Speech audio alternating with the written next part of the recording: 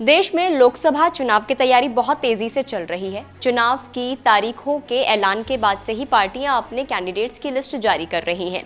इसी बीच देश की फाइनेंस मिनिस्टर निर्मला सीतारमण ने बताया कि बीजेपी ने उन्हें लोकसभा चुनाव लड़ने के लिए कहा था, लेकिन उन्होंने मना कर दिया। चुनाव न लड़ने की वजह बताते हुए फाइनेंस मिनिस्टर ने कहा कि उनके पास चुनाव लड़ने के लिए पैसे ही नहीं है। अब जरा सोचो कि देश की फाइनेंस मिनिस्टर जो पूरे देश का हिसाब किताब देखती हैं, खुद बोल दे कि उनके पास पैसा ही नहीं है। लेकिन आखिरकार उन्होंने ऐसा बोला क्यों? चलिए जानते हैं इस वीडियो में। Hi, this is Bhavna and you are watching good returns. Finance minister ने कहा कि बीजेपी अध्यक्ष जेपी नड्डा ने उन्हें आंध्र प्रदेश और तमिलनाडु से चुनाव लड़ने का ऑप्शन दिया था। उन्होंने बताया कि जिसके बाद वो एक हफ्ते तक सोचा उन्होंने, और उसके बाद वो अध्यक्ष के पास जवाब देने के लिए वापस गई और कहा कि शायद नहीं का मतलब है कि उन्होंने चुनाव लड़ने के लिए मना कर दिया। फाइनेंस मिनिस्टर ने कहा कि मुझे नहीं लगता है कि मैं चुनाव लड़ने के लिए सक्षम हूं। साथ ही उन्होंने बताया कि मैं पार्टी की बहुत आभारी हूं कि उन्होंने मेरी लोकसभा चुनाव ना लड़ने की बात को मान लिया। अब आपको बताते हैं कि इसके पीछे उन्होंने वजह क्या बताई। तो जब फाइनेंस मिनिस्टर से पूछा गया कि देश की फाइनेंस मिनिस्टर के पास चुनाव लड़ने के लिए फंड क्यों नहीं है, तो इस सवाल के जवाब में उन्होंने कहा कि भारत की संचित निधि यानी कि कंसोलिडेटेड फंड उनकी पर्सनल संपत्ति नहीं है।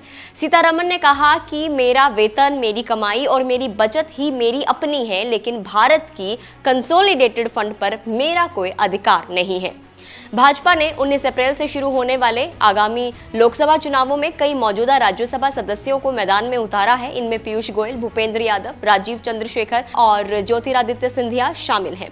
सीतारमण कर्नाटक से राज्यसभा सदस्य हैं। हालांकि चुनाव लड़ने से इनकार करने के बावजूद भी फाइनेंस मिनिस्टर ने कहा कि वो दूसरे कैंडिडेट्स के लिए प्रचार प्रसार जरूर करेंगी। अब चलिए, ये तो उन्होंने ये बताया कि उनके पास उतना फंड नहीं है, उसके पीछे उन्होंने रीजन भी ये बता दिया कि जो भारत का कंसोलिडेटेड फंड है वो उनका पर्सनल नहीं है, विच इज वेरी राइट।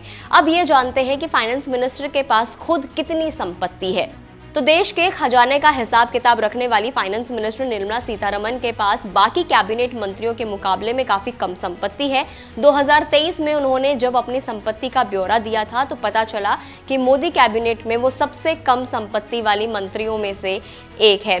तो चलिए अब ये भी जान लेते हैं, अगर हम थोड़ा डिटेल में इसके बारे में बात करेंगे तो उनके पास क्या है क्या नहीं है वो भी हम लोग जान लेते हैं। तो देखिए, जो आवासीय भवन है वो है 1,70,51,400 रुपए का, जो पति के साथ उनकी संयुक्त प्रॉपर्टी है। जो उनके पास नॉन एग्रीकल्चरल लैंड है वो तकरीबन 8 लाख के आसपास की बनती है। उनके पास बजाज चेतक स्कूटर है जिसकी कीमत 28,260 रुपए की है।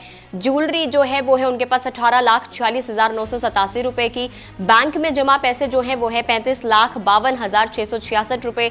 पीपीएफ में 1,59,763 रुपए। म्यूचुअल फंड्स में 5,80,424 रुपए और जो दिया गया ऋण है वो है 2,70,000 रुपए का। दूसरे जो प्राप्त आय है वो है 5,08,536 रुपए की। अब हम लोग बात कर ले कि उनके पास कार नहीं, एक्चुअली उनके पास बजाज स्कूटर है। फाइनेंस मिनिस्टर के पास उनके अपने नाम पर कोई भी कार नहीं है। उनके पास एक बजाज का चेतक ब्रांड का पुराना स्कूटर है जिसकी कीमत जैसा आपको बताई 28,260 रुपए की आंकी गई है।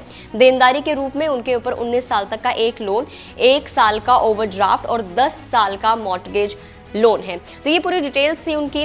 इस बारे में आपका क्या कुछ कहना है कि जब फाइनेंस मिनिस्टर खुद ही ये चीज़ बोल दे कि उनके पास पैसे ही नहीं है चुनाव लड़ने के लिए, तो आपके क्या कुछ व्यूज़ है कमेंट करके ज़रूर बताएं। अगर आप वीडियो को फेसबुक पर देख रहे हो तो फेसबुक पेज को लाइक करें, यूट्यूब पर देख रहे हो तो गुड रिटर्न्स के यूट्यूब चैनल को सब्सक्राइब करना ना भूलें।